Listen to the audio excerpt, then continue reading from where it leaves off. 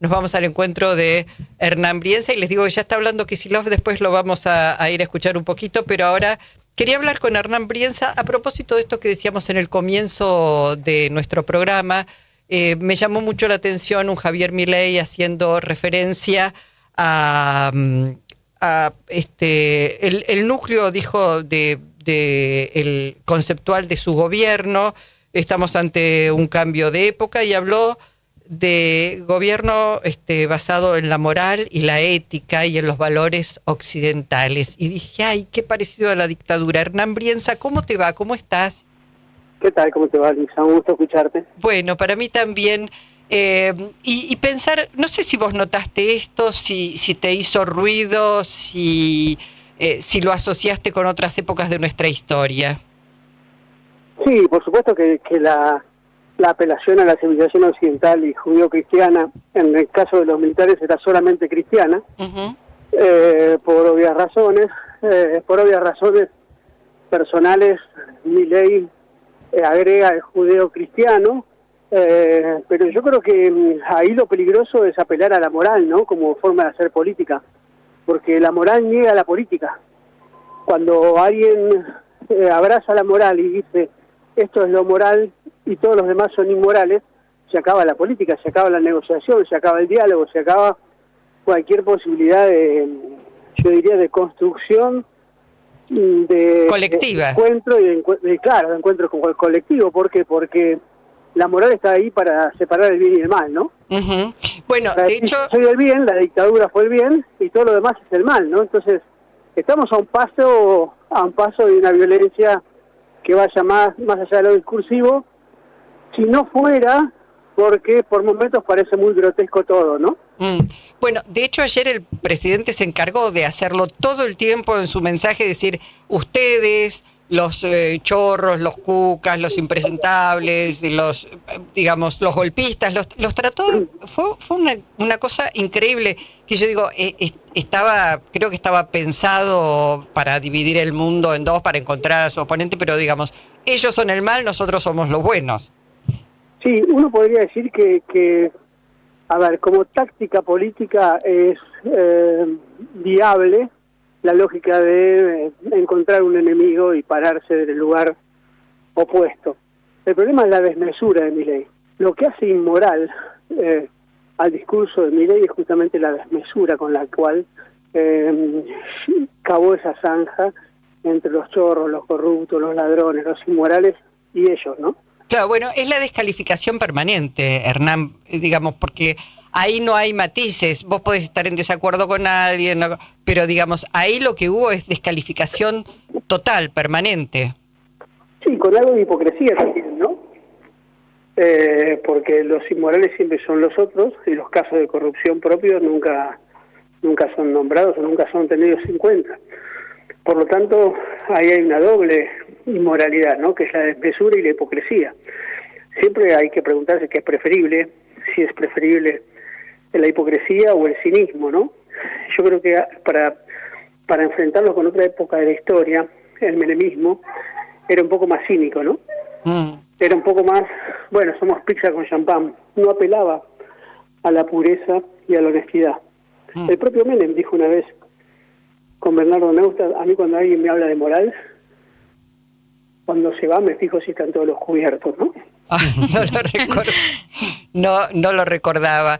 Si Menem decía esto, imagínate lo que me diría de Milei hoy, ¿no? Con ese discurso tan desmesurado sobre la moral. Tal cual. Bueno, lo que anticipa esto, entonces, en última instancia, es una época de mayor violencia y un discurso que abre, como vos decís, no solamente palabras de descalificación, sino hechos.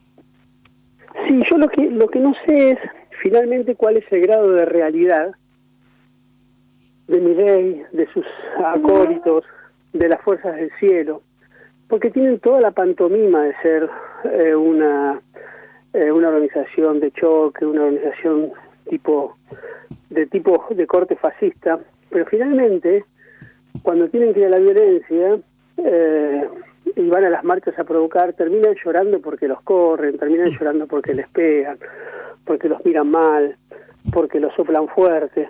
Entonces, Yo creo que más allá de personajes peligrosos como Patricia Bullrich o como algunos fantasmas que están por ahí dando vuelta, creo que en el caso de Milei y los suyos es más una pantomima y yo diría una bravuconada en el momento en que nadie se le para enfrente, ¿no? ¿Qué tal, Hernán? Alejandro Gómez te saluda. Justo te iba a consultar sobre esto, ¿no? Sobre a quién se le para enfrente, y esto que mucho al gobierno le gusta hablar de batalla cultural, de crear sentido. Digo, ahí están teniendo triunfos en cuanto a esto, a la creación de sentido, a la batalla cultural de la que habla el gobierno. ¿Qué hay del otro lado? ¿Cómo ves eso en perspectiva? Yo creo que fueron muy efectivos en un primer momento, en el momento, yo diría, 2021-2025. ¿Y por qué digo que fueron muy efectivos? Porque evidentemente elaboraron un discurso nuevo que no tuvo capacidad de respuestas de los discursos establecidos. El que agarró a contrapelo o mal parado al kirchnerismo, que no pudo contestar con algunas de las ideas que el propio Milei establecía, como el anarcoliberalismo, ¿no? Entre otras cosas, porque nadie había leído nada sobre el anarcoliberalismo, no estaba dentro del mapa conceptual de los argentinos. Segundo, porque había un fuerte, diría, sentimiento de culpa por el gobierno de Alberto Fernández, ¿no? Entonces creo que en ese momento fueron efectivos y eficientes a la hora de establecer una batalla cultural efectiva, pero creo que ahora eso está solo basado en la prepotencia de los medios de comunicación y de las redes, ¿no? Bueno, pero enfrente no encontrás a nadie que, más allá de los medios, digamos, que pueda salir a responder, aparentemente.